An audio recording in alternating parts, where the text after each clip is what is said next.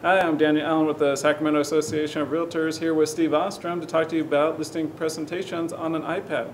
You know, first off, with iPad, we're pretty much into Apple, and so when I switched over to Apple originally, it's the big thing on the iPad and the other things, it's Keynote instead of a PowerPoint.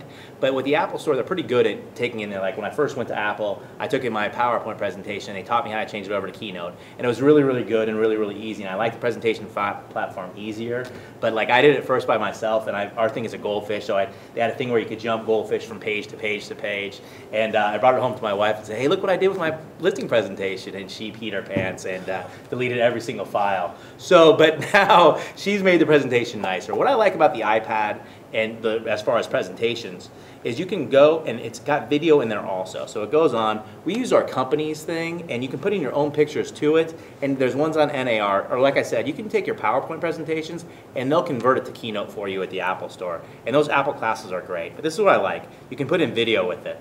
So we have this one goes on where it goes and it shows one of our virtual tours. So it shows the people basically, you know, video. It's a mixed integration with Apple and the iPad.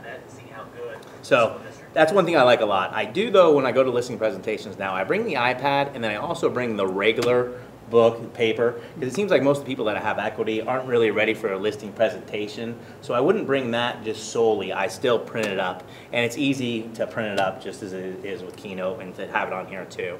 My wife also, she'll tells me to sync it so I don't have like every single listing property I might be going on. I just have one or two on here as a set.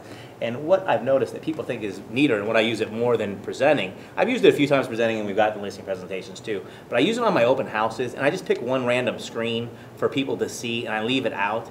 And so it's there, and so I like that too because open houses, when I have people come through that are thinking, usually we target move-up buyers, I can give my listing presentation right on the spot. So I've done that twice, and not like the people were ready to sign up, but I got a feeling when they do go make that jump to go buy the new home, that hopefully they'll give us a call. So it's nice because it's mobile, it's on the go. We have one just basically loaded on at all times, and then we run it when I'm doing an open house. I just have it on one slide or two slides. So I'm always ready to present. But I still, if I'm going to a real listing presentation, I bring both and let the people decide. Right. So anyways, that's how I use it and I like it. But I do want to say one thing is, like I had an agent come through and I was doing an open house and she was like, "Oh my God, your iPad presentation is so great, I need to get one of those."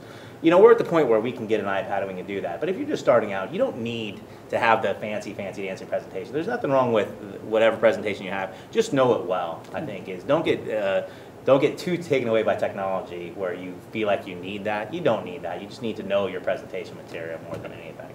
So. All right, that's this month's Tech Tip. Thanks for watching, and stay tuned for next month's. Thanks.